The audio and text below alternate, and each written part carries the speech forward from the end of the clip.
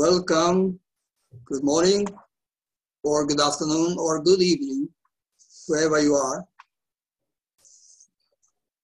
As a central component of UPF's World Summit 2022, a series of Think Tank 2022 forums are convened in advance. This particular session is organized by one of UPF's projects, International Association of Academicians for Peace. This was set up in 2020 in Seoul, Korea, in order to engage academics, scholars, and thinkers for peacemaking programs, widening a free space of reason and conscience. For the past 2 years, we have organized a dozen seminars and webinars on peace studies, especially focusing on Northeast Asia and the Korean Peninsula.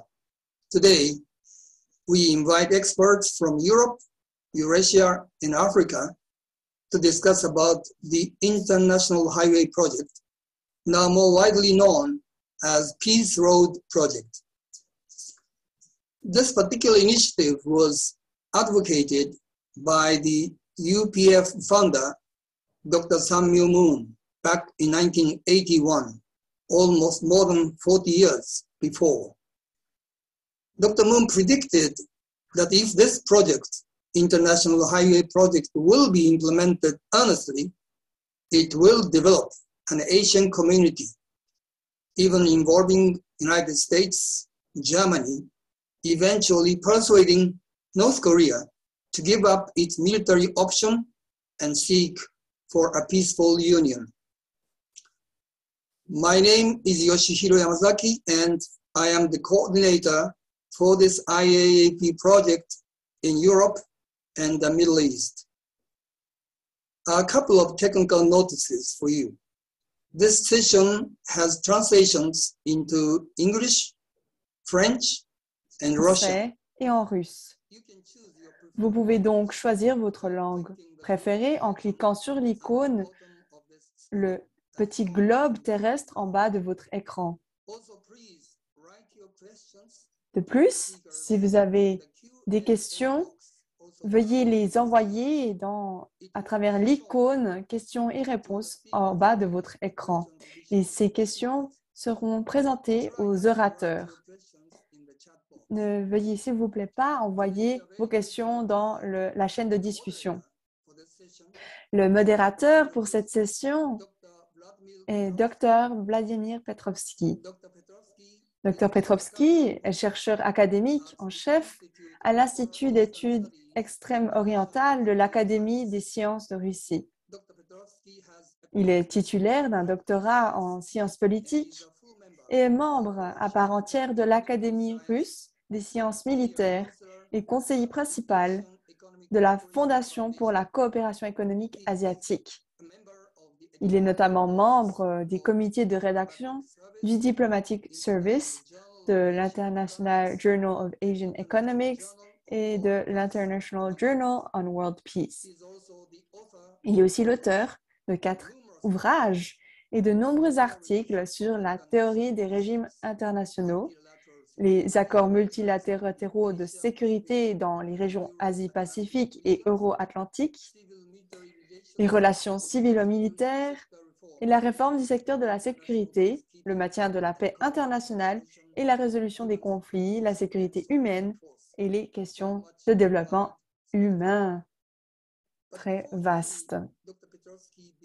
Mais avant qu'il ne commence la modération pour cette session, je voudrais vous présenter une vidéo très courte qui introduit le projet de la route de la paix pendant 3 minutes. Cette vidéo pourrait offrir une image globale et la vision de ce projet. Voici la vidéo. Merci beaucoup.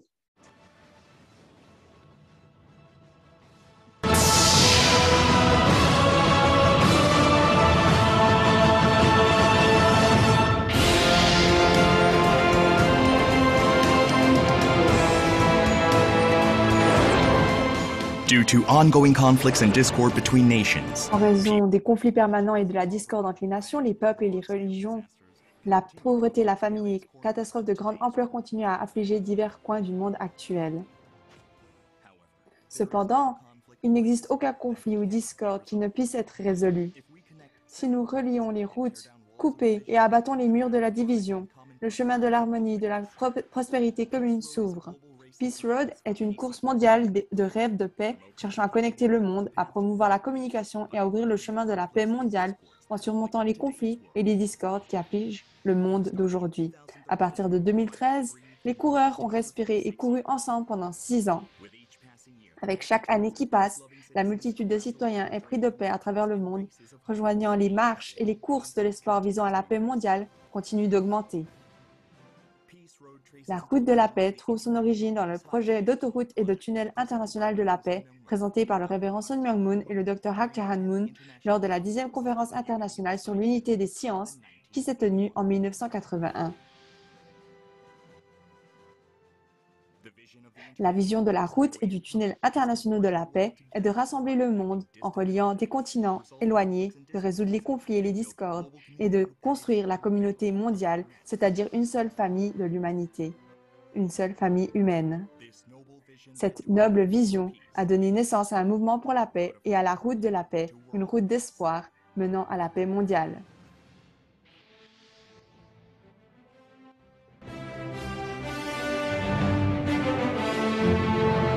Les parlementaires de 70 nations se sont réunis à l'Assemblée nationale coréenne pour la conférence internationale de l'Association internationale des parlementaires pour la paix.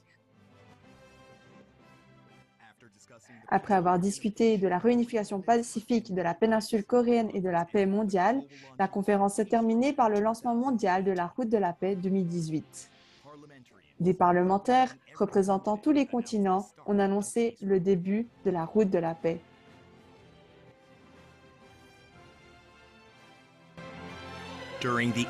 Lors du sommet de l'Afrique qui s'est tenu à Dakar, au Sénégal, les dirigeants du monde entier ont résolu de travailler ensemble sur une route de la paix qui commence au Cap de Bonne-Espérance et relie le monde entier.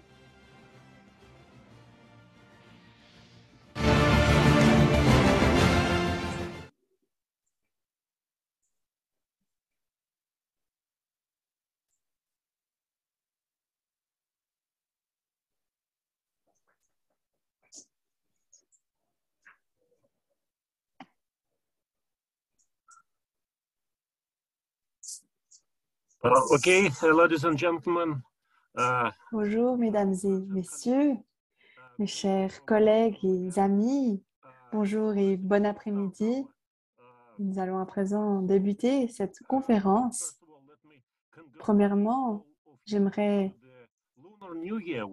vous souhaiter à toutes et à tous la nouvelle année lunaire du tigre. Ce tigre peut donner à chacun d'entre nous l'énergie et la force pour pouvoir atteindre nos souhaits et nos objectifs de l'année. C'est symbolique que nous soyons ici réunis pour discuter le projet de l'autoroute internationale qui a été mis en place originellement il y a 40 ans. Et les fondateurs de la FPU ont proposé cette idée à la conférence pour l'unité des sciences. Et donc, c'est en réalité à nous et pour nous de prendre cette initiative à cœur et de considérer qu'est-ce qu'on peut faire cette année et les années prochaines, qu'est-ce qu'on peut faire aujourd'hui et nos plans pour l'avenir. Il y a 40 ans, beaucoup de personnes pensaient que c'était une vision lointaine et idéaliste, connectée à des valeurs de ce mouvement. Et bien entendu, ces infrastructures connectent le monde et peuvent en effet créer des amitiés et des connexions entre êtres humains. Et ces projets d'infrastructure, comme on va le discuter aujourd'hui, peuvent être de plus en plus pratiques et de plus en plus de gouvernements dans le monde peuvent prendre ce projet à cœur et le voir sérieusement comme étant quelque chose qui apporte la paix. Et ce projet international Autoroute de la paix est ambitieux, mais aussi va promettre des fruits importants dans l'avenir. J'aimerais partager un discours des fondateurs de la FPU. Il avait proposé l'autoroute asiatique de la paix qui connecterait 3 pays, en particulier la Chine, la Corée et le Japon. Le plan principal était d'inclure la Chine dans ce projet. Et donc, c'est important pour nous de discuter durant cette session qu'en est-il de la Chine et notamment l'initiative de la route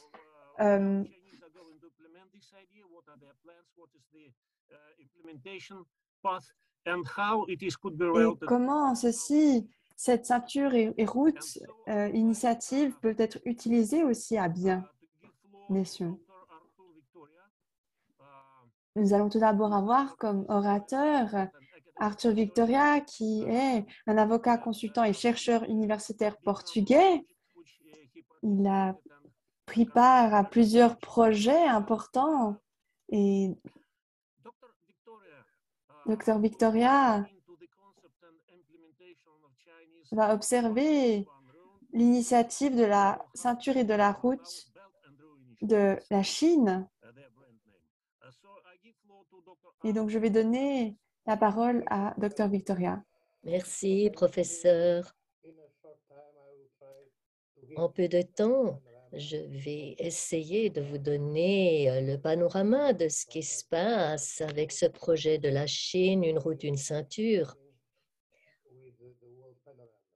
En commençant par un panorama global. Donc, le trafic se fait soit sur terre, soit sur la mer, le trafic maritime. Dans la conférence des Nations Unies sur le commerce, ça comprend 80% du commerce et c'est transporté par la mer.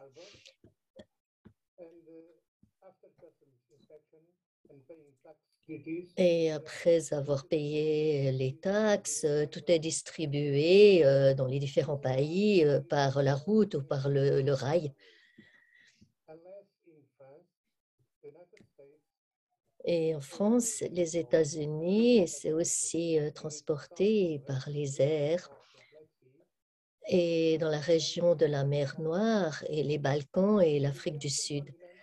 Le continent africain, on peut voir une grande distribution par le rail.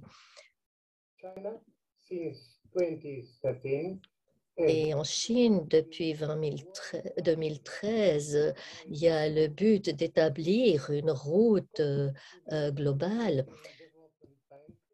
Et en fonction de la Banque de développement d'Asie, c'est estimé à 26 trillions de dollars pour construire cette route. Et avec le but de l'établir jusqu'en 2030. Et le but d'avoir un meilleur transport dans toute l'Asie. Et entre autres, il y a l'Association des nations de l'Asie du Sud-Est qui est la coopération d'Asie du Sud-Est qui ont un projet de coopération globale et un projet de cette initiative Une route, une ceinture. Et récemment, la Chine recherche la coopération avec d'autres pays, comme par exemple le Portugal, pour les meilleures technologies du rail. Et par exemple, une entreprise connue mondialement. Et tout au long des années, des ingénieurs de la Chine sont venus étudier ça.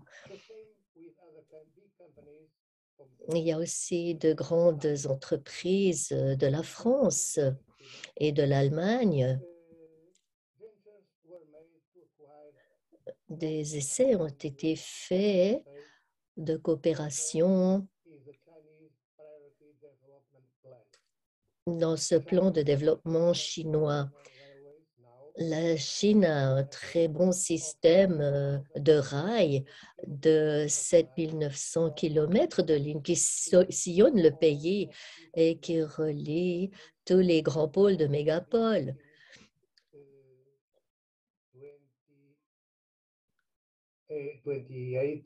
The year 28 of this Tous century. construits depuis 2008. Donc, et surtout la moitié de ce total au cours des 5 dernières années. Il y a 3700 km supplémentaires qui devraient être ouverts au cours des prochains mois. La longueur du réseau doublera encore pour atteindre 70 000 km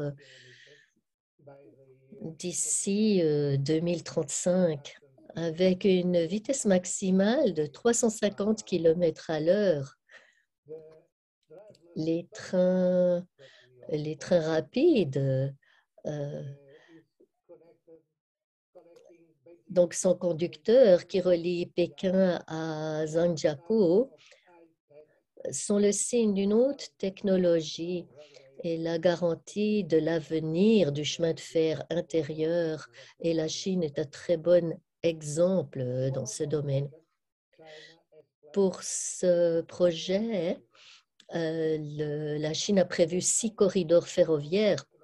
Le corridor économique Chine-Mongolie-Russie qui permet de créer l'Union eurasienne, le nouveau pont terrestre eurasien qui relie le Pacifique et l'Atlantique, le corridor économique Chine-Asie centrale, Asie occidentale reliant la Chine et la péninsule arabique, le corridor économique Chine-Péninsule indo-chinoise s'étend du delta de la rivière des Perles en Chine vers l'ouest, le long de l'autoroute Nanchong-Guang et de la ligne ferroviaire à grande vitesse Nanjing-Guangzhou. China-Pakistan Economic Corridor starts from China, Kashi, and ends in Pakistan's Gwadar.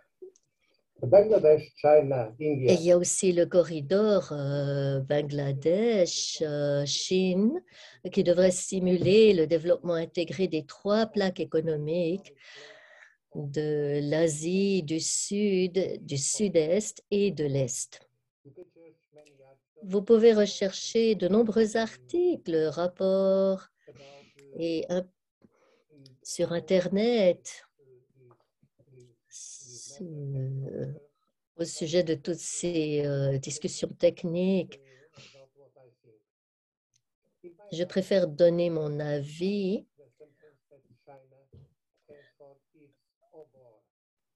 Donc, et parler de ce projet, une route, une ceinture, qui disent au bord.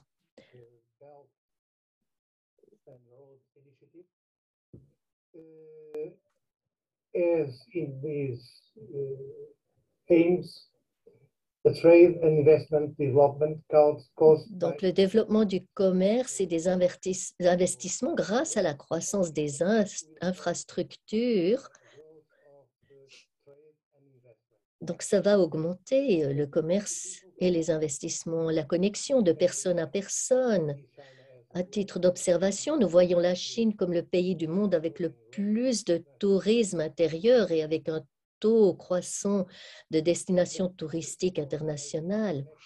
La coordination des politiques de connectivité des infrastructures et l'intégration commerciale et financière sans entrave, la Banque de développement de Chine et d'autres institutions telles que l'initiative de connectivité de l'Association des nations de l'Asie du Sud-Est, le programme de coopération économique régionale pour l'Asie centrale, le programme de coopération de la sous-région du Grand Mékong, le programme de coopération économique sous-région pour l'Asie du Sud et l'initiative ceinture, une route, une ceinture. La communauté internationale a commencé à réfléchir aux menaces que cette nouvelle route de la soie pourrait représenter dans les domaines tels que la défense, les finances, l'économie, l'importation et l'exportation.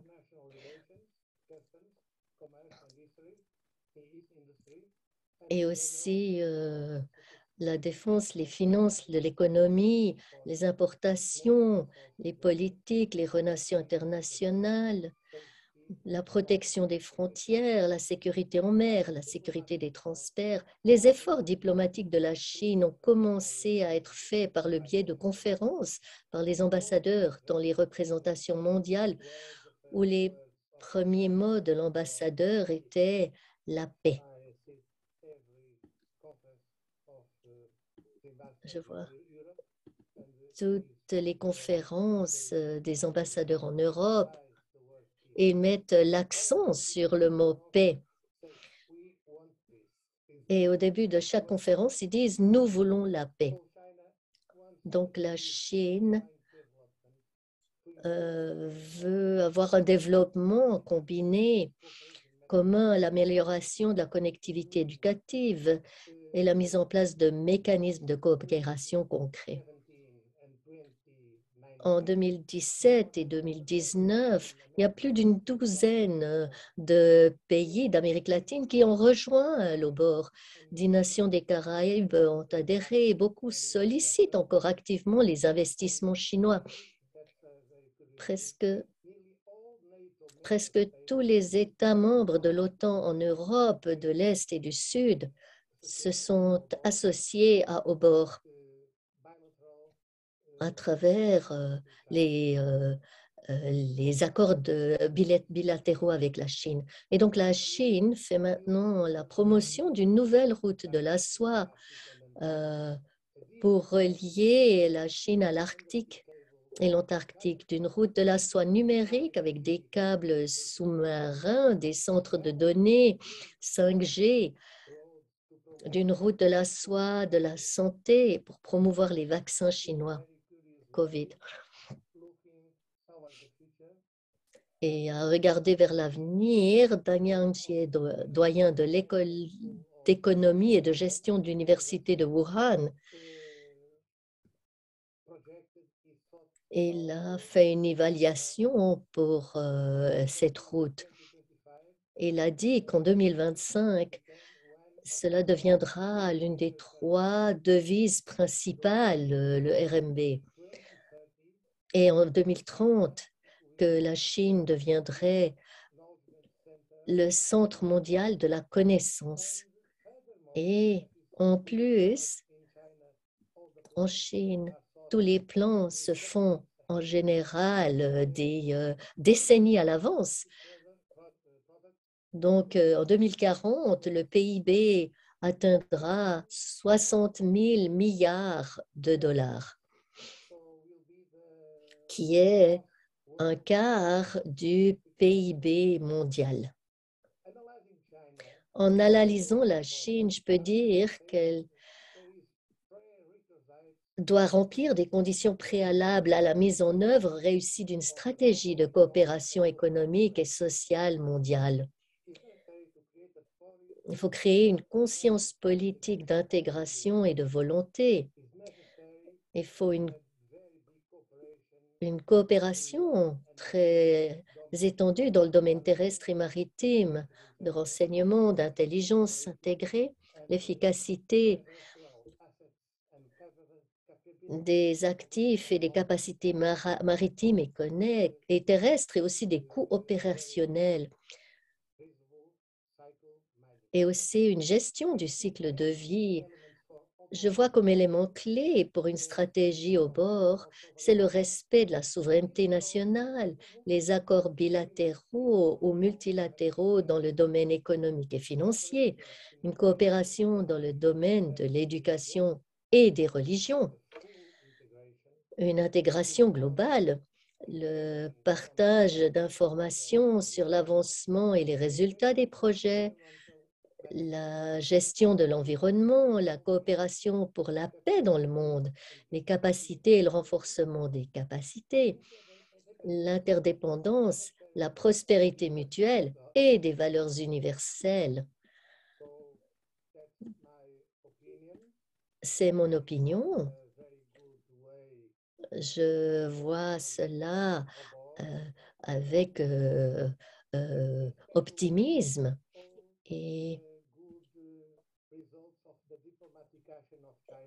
et que les bons résultats des actions diplomatiques de la Chine vont amener un avancement de la paix dans le monde.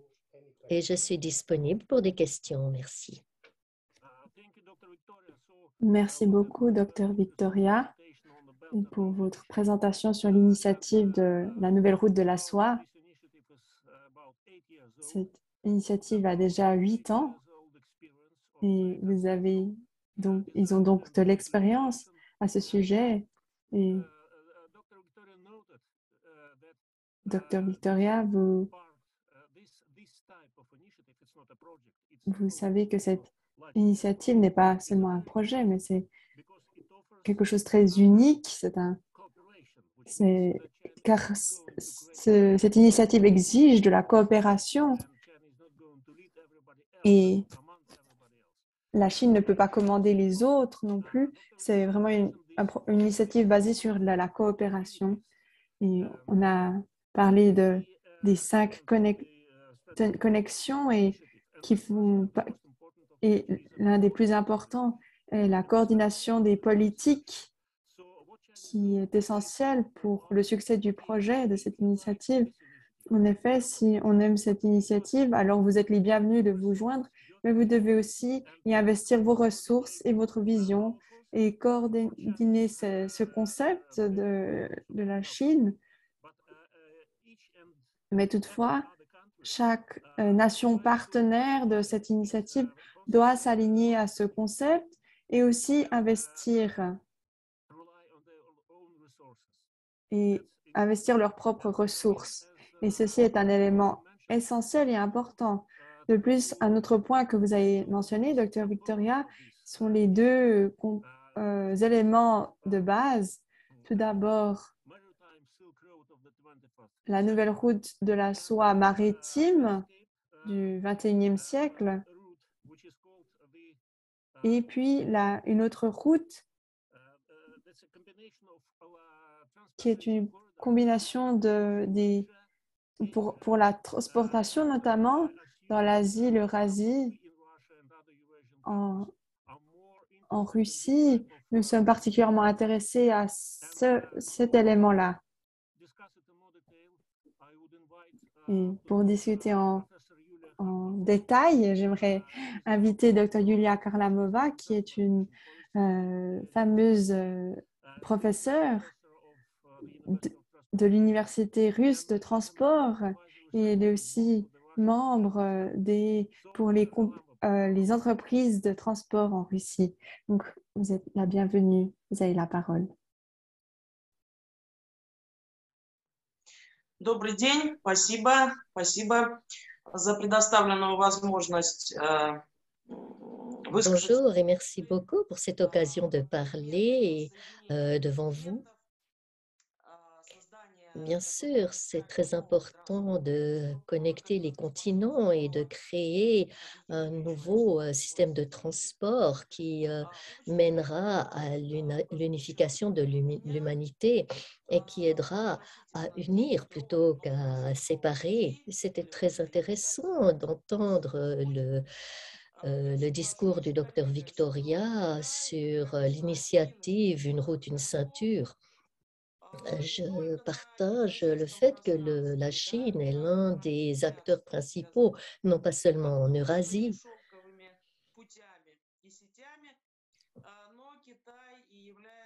où ils essayent d'établir une route de la soie, mais aussi c'est aussi un acteur principal au niveau mondial avec les États-Unis,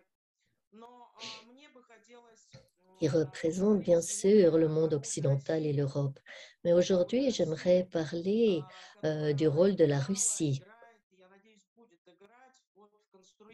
Et j'espère que la Russie sera encore importante de manière géopolitique dans le futur, particulièrement dans l'infrastructure du rail, de la route et aussi terrestre.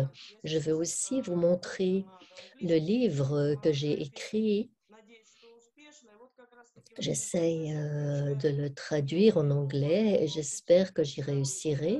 C'est un livre qui est dédié à cette initiative, une route, une ceinture, la route de la Chine et aussi d'autres stratégies de transport d'autres pays, spécifiquement en Eurasie.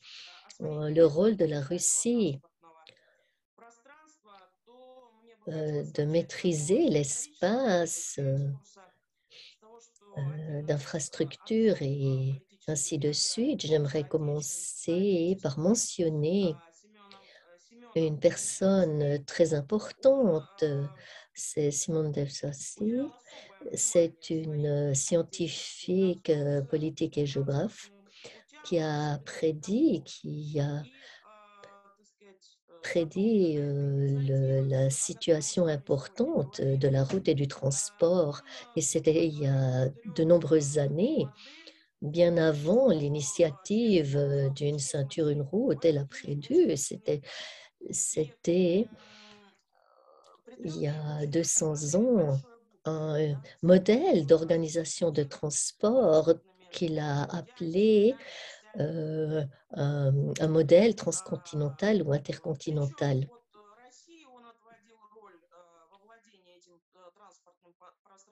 Il pensait que l'activité, que la Russie contrôlerait les biens sur la route et qu'il ouvrirait de nouvelles routes terrestres.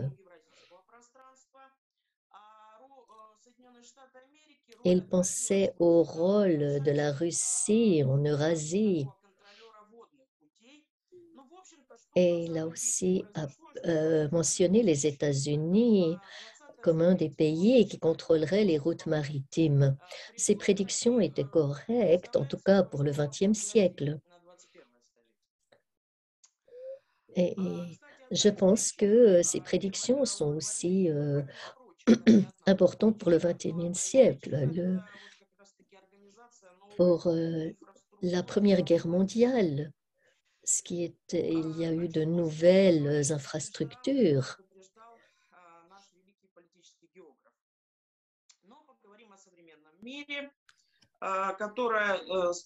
Donc, parlons maintenant du monde moderne.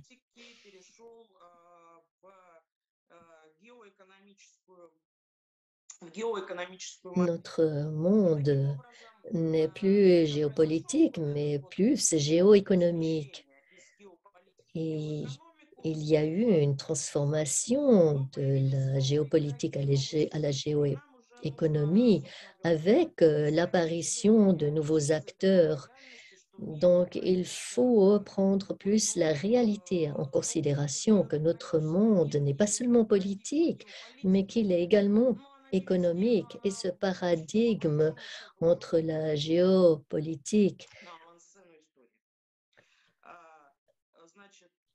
et la géoéconomie doit être pris en considération.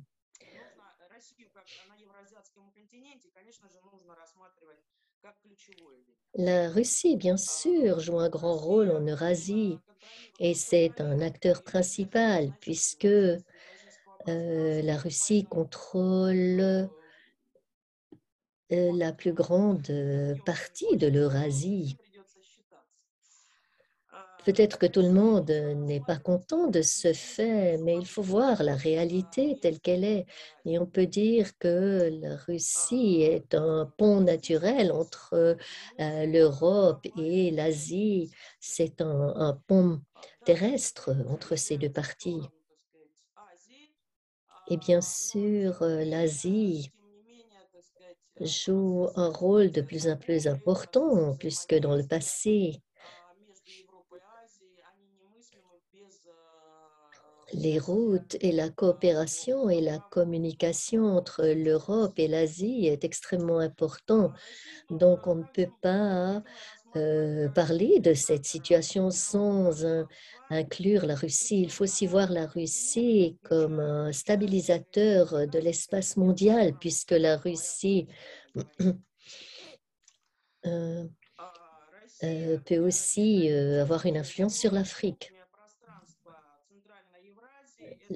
En géographie, la Russie occupe un très grand espace du continent eurasien et donc central. Et dans ce sens, la Russie peut aider à stabiliser le monde puisque l'influence de la Russie permet de maintenir l'équilibre entre l'Est et l'Ouest, entre l'Europe et l'Asie. Et quand l'Europe est devenue une puissance importante en Asie, la situation globale était plus stabilisée et plus pacifique dans le passé. Et cette idée est encore vraie et occupe une importance grande. Le continent asiatique est la retraite de tout ce qui est réel et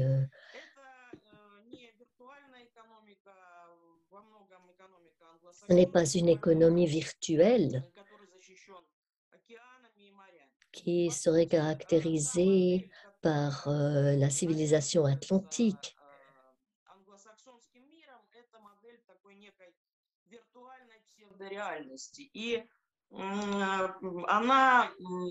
L'idée atlantique parle d'une réalité virtuelle.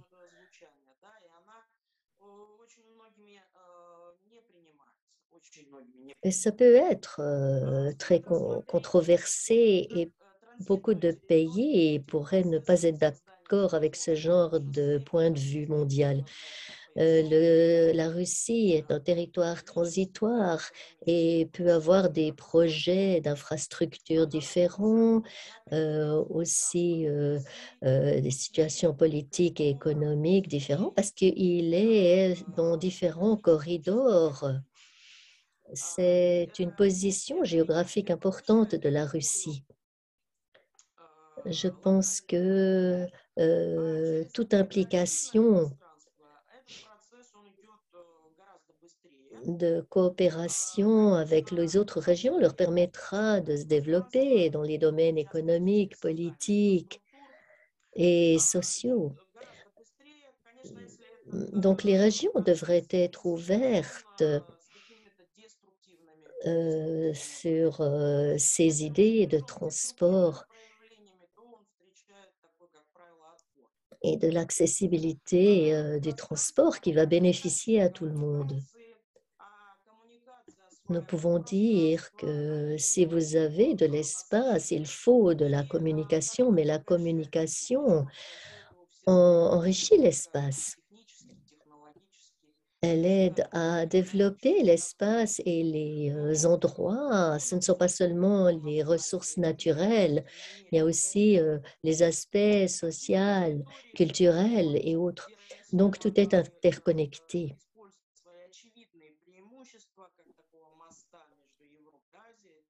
La Russie est vraiment un pont, je l'ai déjà mentionné. Et ça, c'est un des points forts de la Russie, qui est un territoire de transit. Et ça aide à éviter les problèmes à l'Extrême-Orient. Межконтинентальный характер, да, более высокая степень открытости на Et сегодняшний les день. routes intercontinentales devraient être mises en œuvre maintenant et il devrait y avoir plus d'idées ouvertes. Parce que si on a des routes intercontinentales,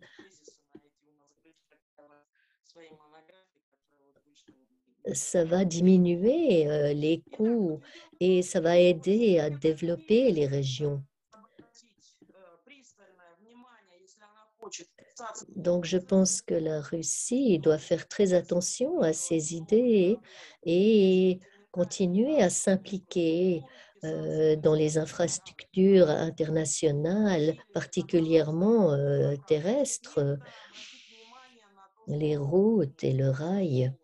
et continuer à être très active dans ce domaine et comprendre que le monde a changé, qu'il est devenu plus géoéconomique que géopolitique et essayer d'investir ses efforts pour créer le meilleur modèle pour un comportement géoéconomique sain et s'investir dans le domaine du transport.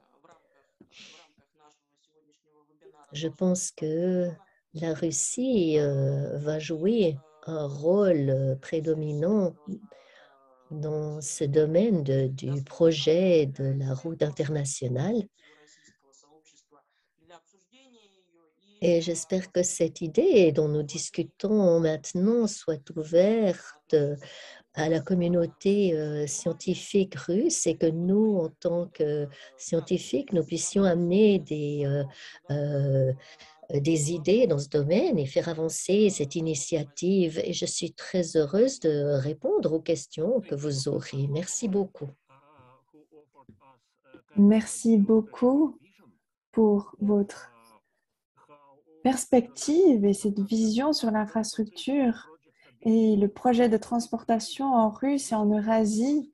Et c'est véritablement important car c'est au cœur et car la Russie connecte le continent d'Europe et d'Asie et joue en réalité une grande part pour ce projet international de la paix et pour aussi les tunnels sous-marins. L'idée est de connecter ces deux grands continents et il a été discuté pendant plusieurs décennies. Il y a eu plusieurs expéditions qui ont été faites et des discussions à ce sujet. Et donc, on pourrait questionner le fait que la Russie puisse se joindre à cette initiative.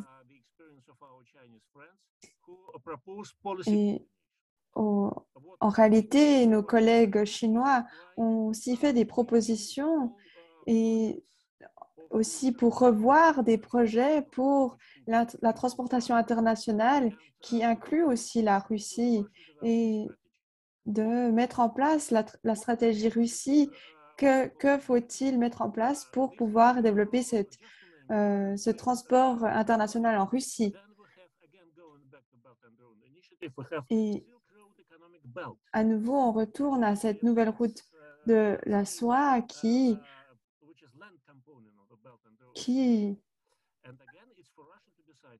oui, en réalité, ces projets sont aussi liés à cette nouvelle route de la soie et la Russie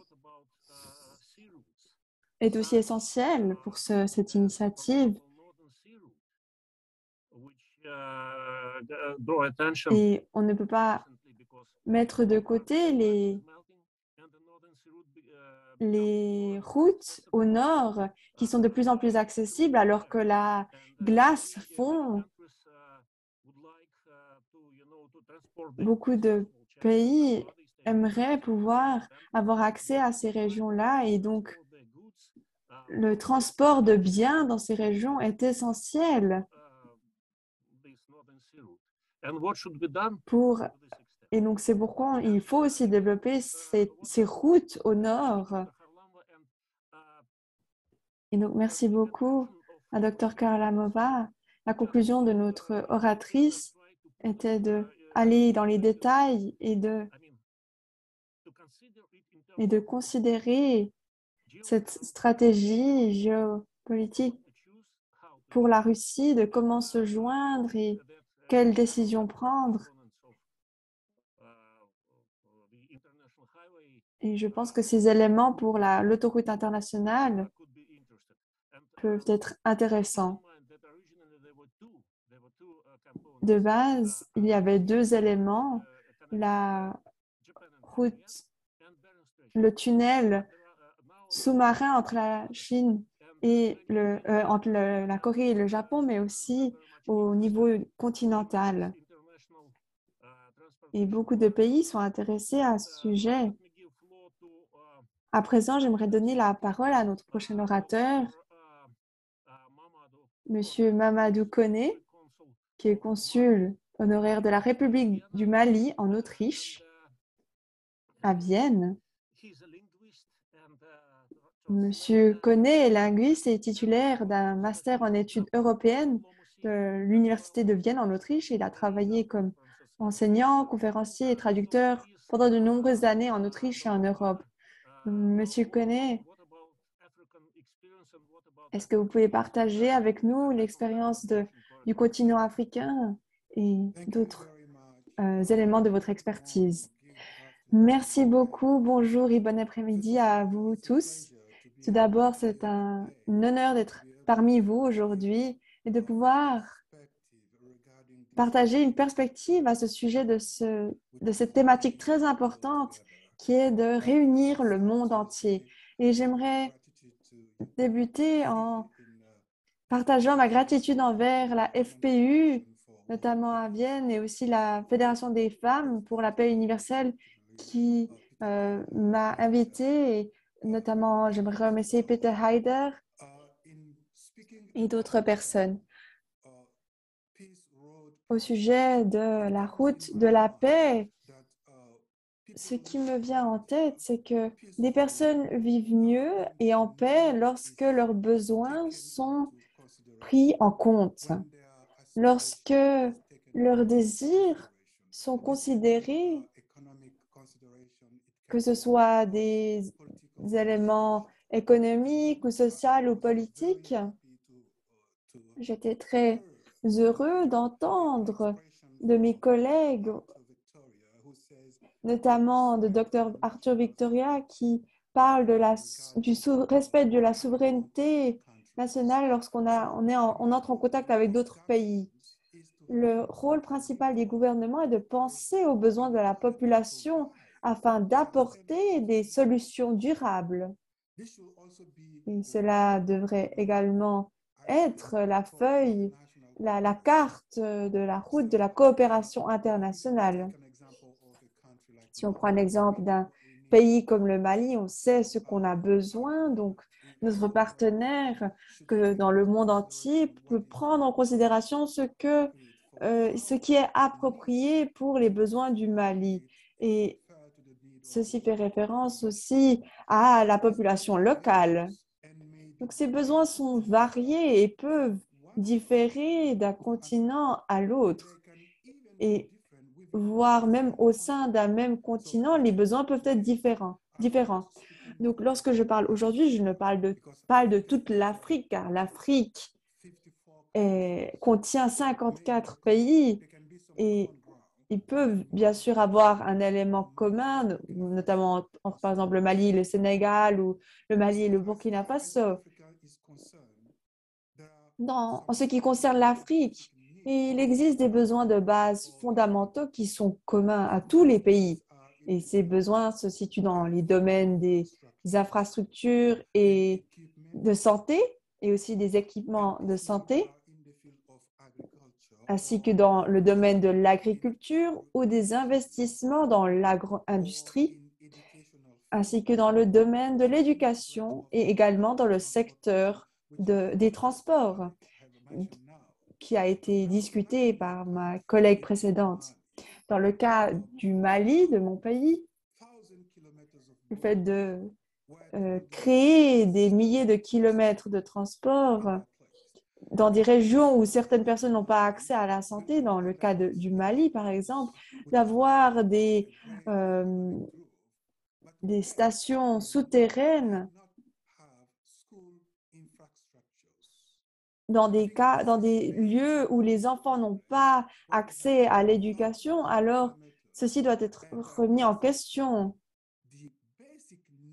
Le fait d'avoir accès aux besoins de base et aux droits, comme par exemple l'éducation, dans ces régions où ces éléments ne sont pas existants, alors comment est-ce qu'on peut mettre en place le transport? Et certaines entreprises, comment est-ce qu'elles mettraient en place ces routes? Par exemple, les routes automobiles ne sont pas praticable, mais en même temps, il y a une instabilité qui augmente au sein du pays. De ce fait, tous ces éléments nécessaires dans le domaine de la santé, dans l'éducation et dans l'agro-industrie notamment, sont indispensables pour le bien-être de la population. Et si les politiques prennent en considération les besoins de la population pour rendre une stabilité sociale, alors on peut faire face à ces problèmes et les résoudre.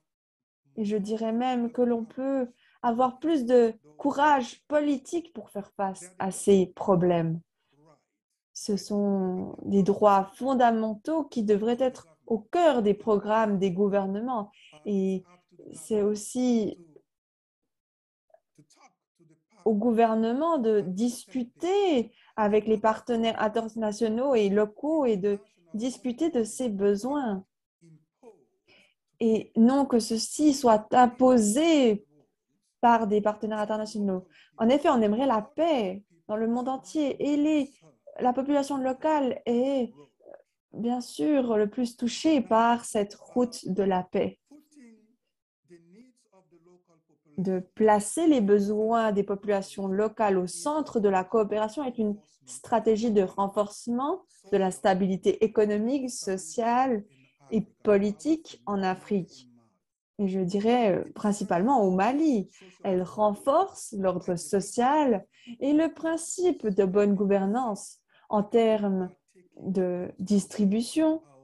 En effet, le gouvernement prend en considération nos besoins et c'est un signe de démocratie qui fonctionne véritablement, car la démocratie permet au peuple d'être pris en considération, la population qui a élu ce gouvernement.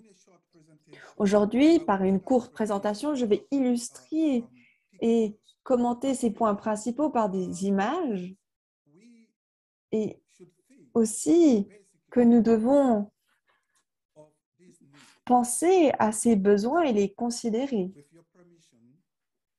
Si je peux, je vais débuter cette présentation à présent.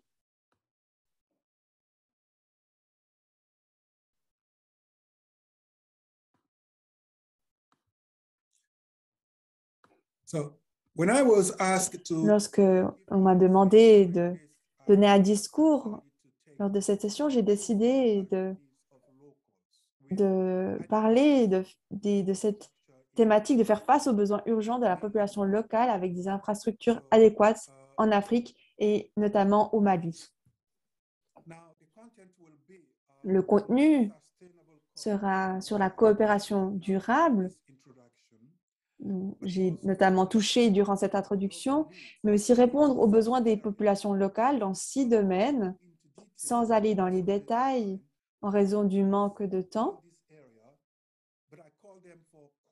Mais toutefois, je vais quand même mentionner la coopération de qualité, donc le fait d'avoir besoin de partenaires pour résoudre le problème et trouver une solution ensemble, donc, qui notamment soutient le bien-être des populations locales. Je vais démontrer cela, mais aussi développer le domaine de l'agriculture et des agro-industries, mais aussi l'infrastructure dans la coopération technique. La transportation a été mentionnée, ce qui est essentiel.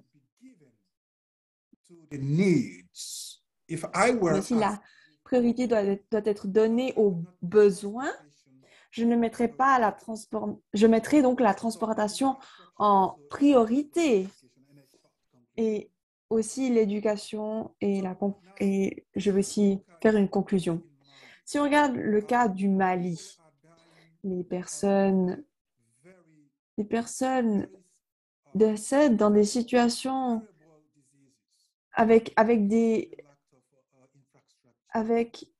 des maladies qui en réalité peuvent être traitées. Nous avons des médecins qui sont partis à l'étranger, en Europe et aux États-Unis, même en Chine ou en Russie pour étudier, mais lorsqu'ils reviennent, lorsqu'ils ont besoin de prendre soin des gens, il y a des éléments qui manquent.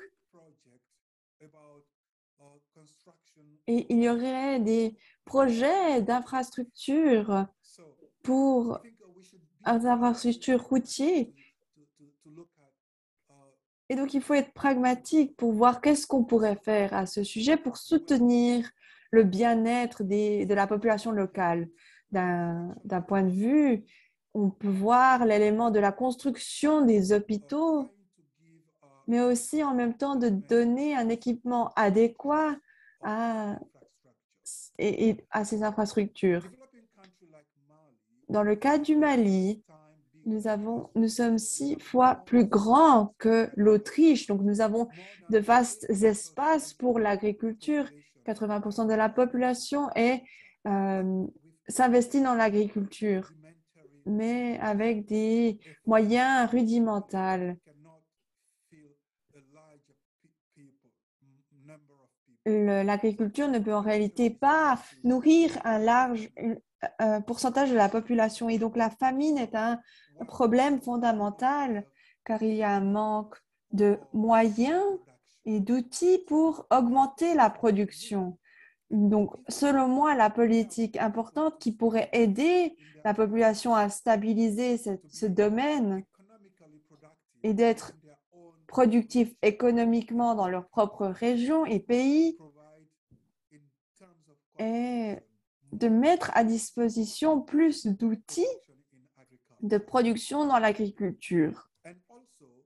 De plus, l'infrastructure dans la coopération technique, donc si on parle de l'exemple de la chaîne de froid dans l'agro-industrie, on parle donc du contrôle de la température pour contrôler et empêcher la nourriture des denrées alimentaires d'être périssables.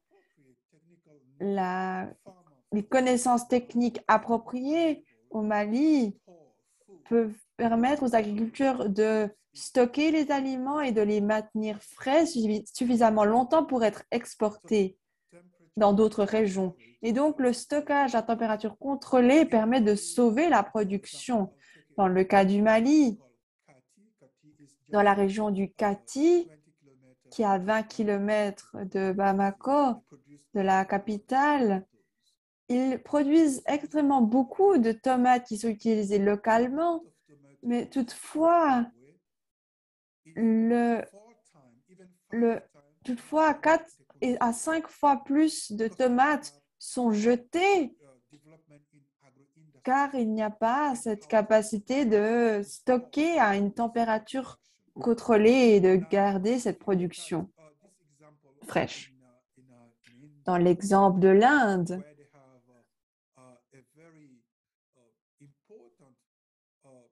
il y a un stockage très important qui est mis en place pour éviter les pertes alimentaires et atteindre aussi les objectifs de développement durable de l'ONU. Une telle coopération en termes d'infrastructure pourrait aider la population locale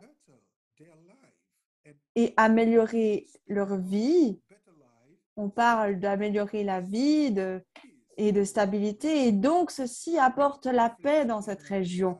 Beaucoup de conflits en Afrique et la stabilité en Afrique est liée à l'instabilité politique, mais ce qui est derrière l'instabilité politique est en réalité les principes que nous n'avons pas respectés, c'est-à-dire que nous sommes tous responsables pour cela, et c'est le fait de prendre en compte les besoins de la population. Ma présentation n'avance plus. Ah voilà, très bien. Si l'on pense aussi au progrès dans le transport la température à froid, vous voyez en bas de l'écran, en haut à gauche, vous voyez comment la viande est transportée dans la capitale au Mali au XXIe siècle, alors que du côté droit, vous voyez un camion moderne qui est une manière hygiénique de transporter la nourriture. Et il y a une discussion, non pas une discussion d'améliorer cela, car améliorer ce moyen de transport demande aussi, signifie améliorer le bien-être de la population et la santé. Et c'est aussi moins de coûts en termes de traitement médical.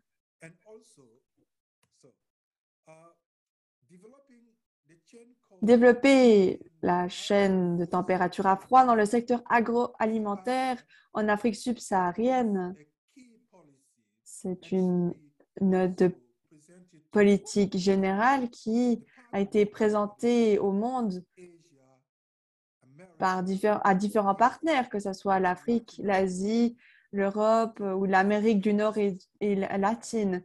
Et donc, c'est un processus essentiel pour que les populations locales peuvent avoir améliorer leur bien-être.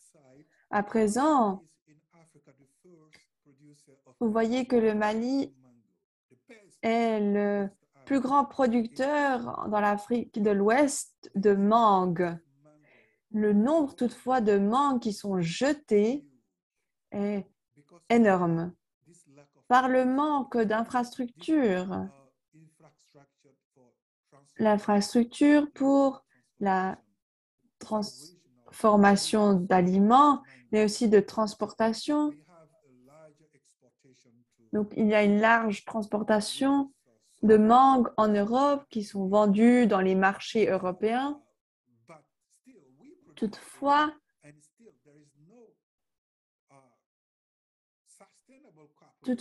il n'y a pas de coopération durable pour que le Mali puisse avoir un avantage par rapport à vendre ses produits au niveau local.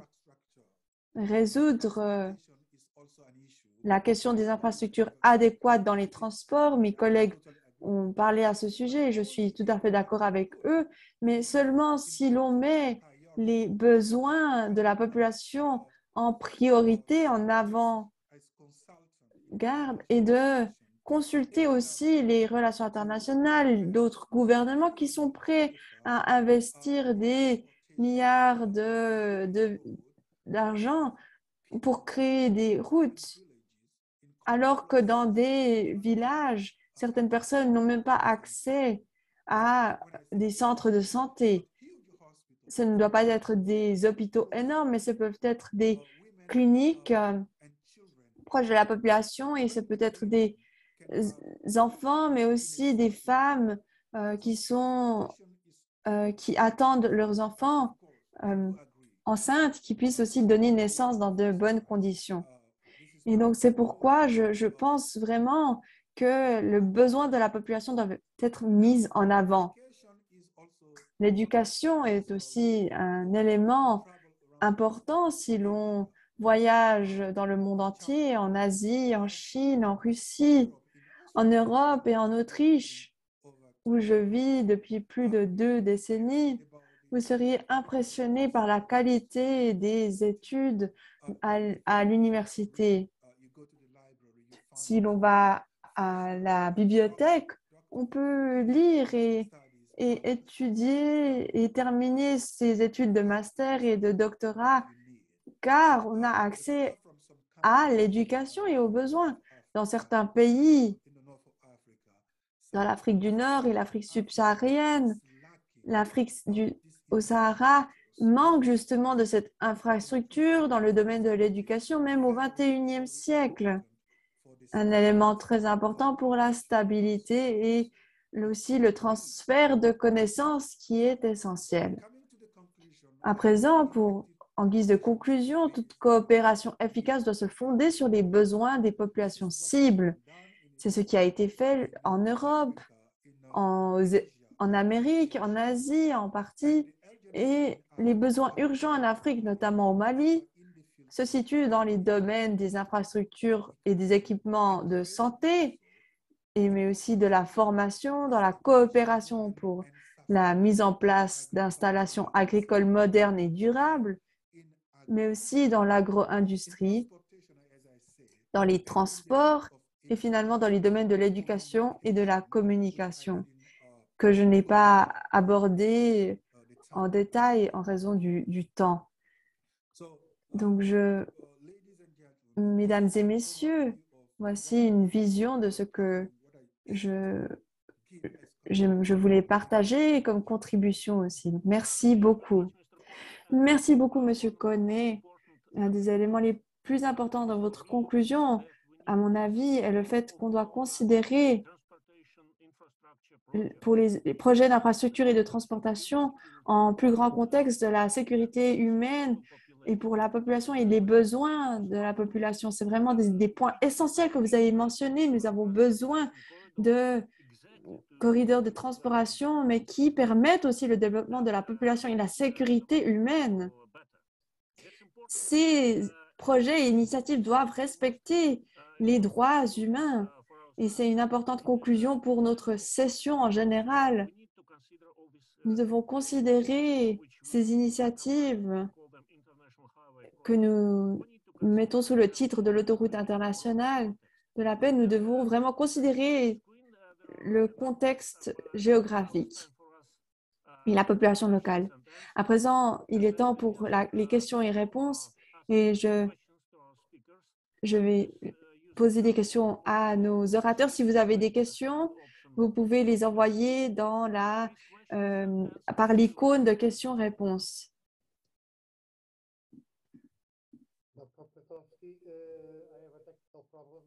Dr. Pretowski, j'ai un problème technique, je n'arrive pas à accéder J'ai un problème technique, je n'arrive pas à à accéder l'icône des à ces questions-réponses. questions et réponses. Ou peut-être vous pouvez juste faire des commentaires ou des idées par rapport à ce que nous avons entendu des autres panélistes. Vous êtes libre de partager. Tout. Cette session était très instructive. Mes collègues, je suis totalement d'accord avec les points de vue. Et chaque nation a des besoins spécifiques et je suis d'accord avec le consul honoraire du Mali. Je connais très bien l'Afrique et la réalité de l'Afrique. Et il faut prendre en considération pas seulement la souveraineté, mais aussi le rôle qu'un pays peut jouer dans ce grand projet qui est une réalité. Et j'aimerais aussi faire une remarque spéciale au sujet de l'Afrique et de l'Europe, au sujet de ce projet Une route, une ceinture. La Chine, le pays où les routes passe, c'est le pays qui doit payer pour ces routes. Donc, ce n'est pas un cadeau de la Chine. La Chine donne la technologie, peut aider, peut aussi emprunter de l'argent, mais pour avoir de la durabilité et voir dans le futur, il faut comprendre que tout cet argent, comment est-ce qu'il va être payé en Afrique? Je connais plusieurs situations dans lesquelles ces problèmes n'ont jamais été discutés parce que les gens ont l'impression qu'ils reçoivent et qu'ils ne doivent pas payer pour cela.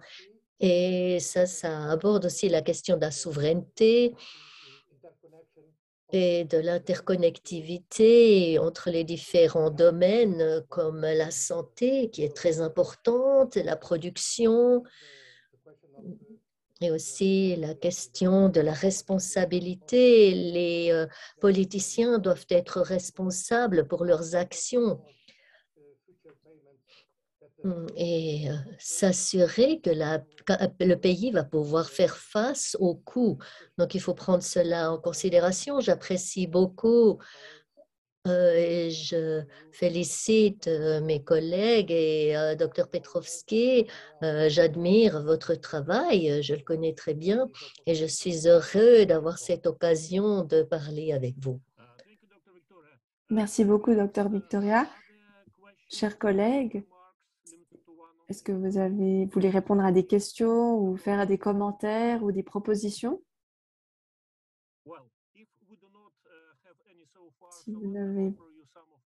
Autrement, je peux vous partager un point de conclusion. C'était en réalité une discussion très intéressante.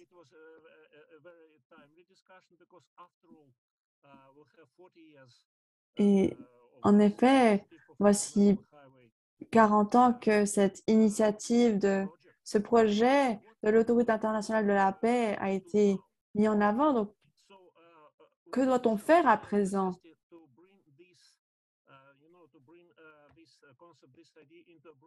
La nécessité que ce concept soit mis dans un contexte plus vaste a été mis en avant.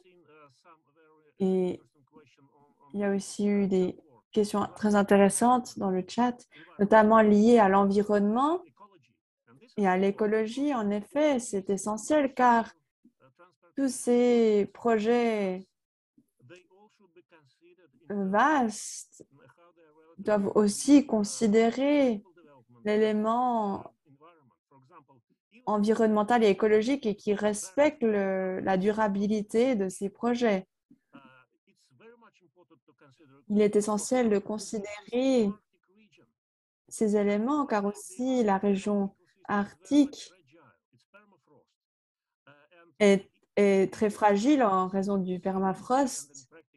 Donc, ceci doit être pris en compte en détail et sérieusement. Il nous faut rechercher l'élément écologique et le prendre en compte.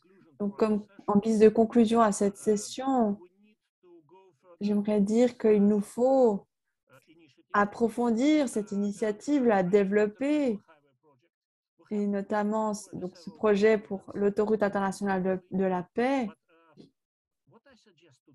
Ce que je suggère,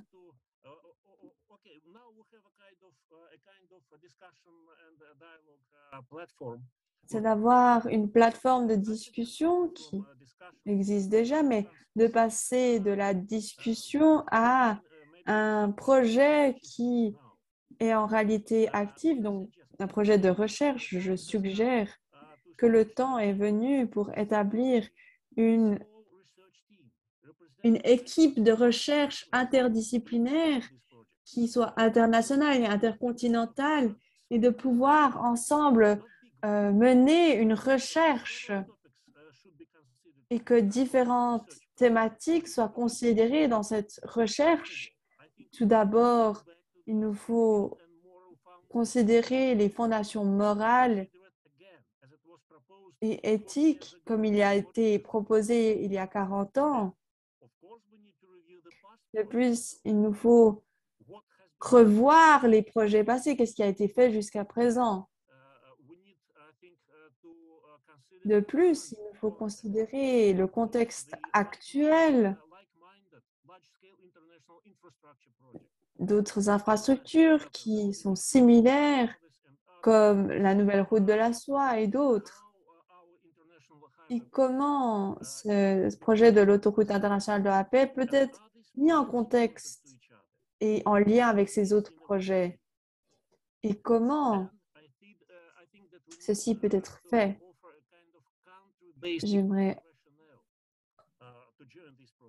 J'aimerais offrir cette opportunité à différents pays de se joindre et de mener à bien ce projet pour que tout pays intéressé puisse se joindre.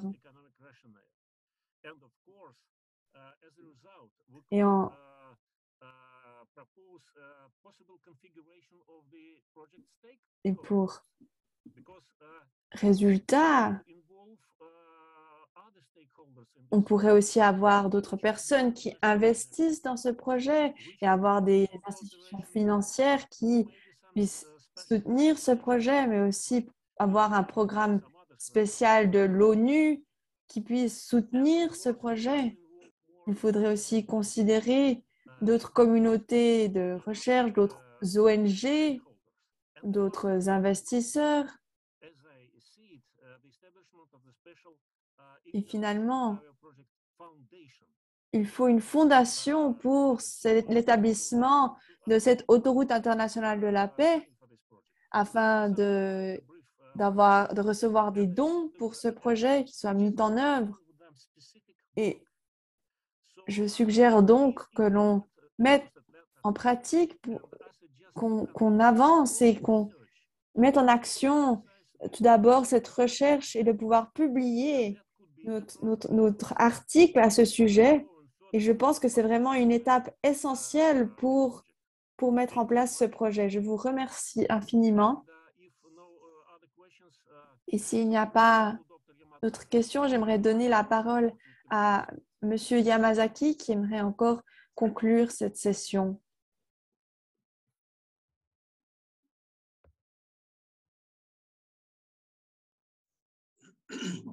Thank you, Dr. Merci beaucoup, Dr. Petrovski, pour votre excellente et professionnelle modération de cette session. Je suis vraiment reconnaissant pour vos paroles de conclusion sur les étapes à prendre. Et j'aimerais vraiment suivre votre suggestion en tant que coordinateur de IAAP pour les années à venir, pour que après une année, nous puissions avoir une convention qui inclut tous les partenaires de ce projet. Actuellement, nous avons plusieurs initiatives globales qui puissent mettre en place le développement de l'infrastructure, comme la nouvelle route de la soie de la Chine, mais aussi le meilleur monde du G7, aussi de l'Union européenne, le plan de l'Union européenne.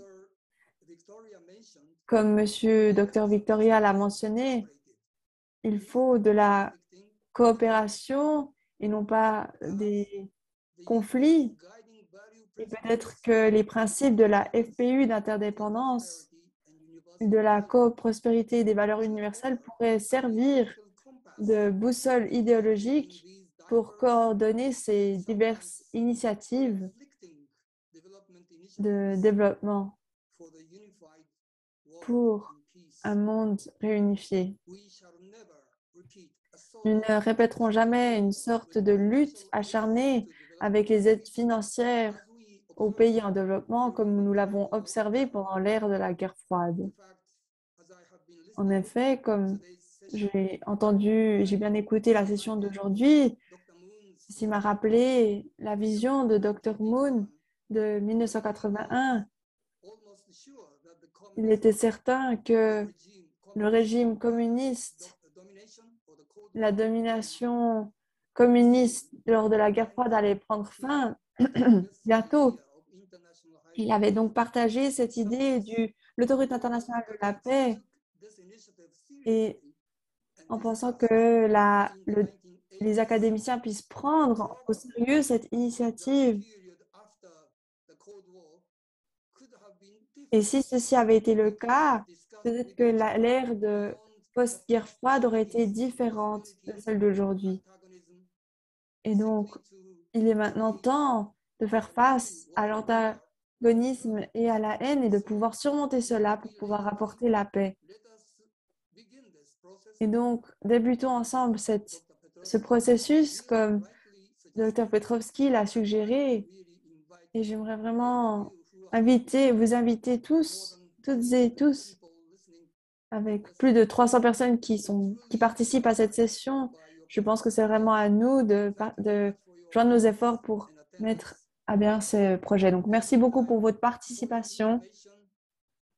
Et avant de terminer, pour votre information, le prochain programme de cette série Think Tank 2022 aura lieu dans exactement 40 minutes et il sera organisé conjointement par l'Association internationale des Premières Dames pour la paix et par la FPU Corée et aussi la Fédération des femmes pour la paix universelle de l'Europe et du Moyen-Orient. Et donc, le titre de ce webinaire sera « Co-créer des espaces de paix et de réconciliation sur la péninsule coréenne.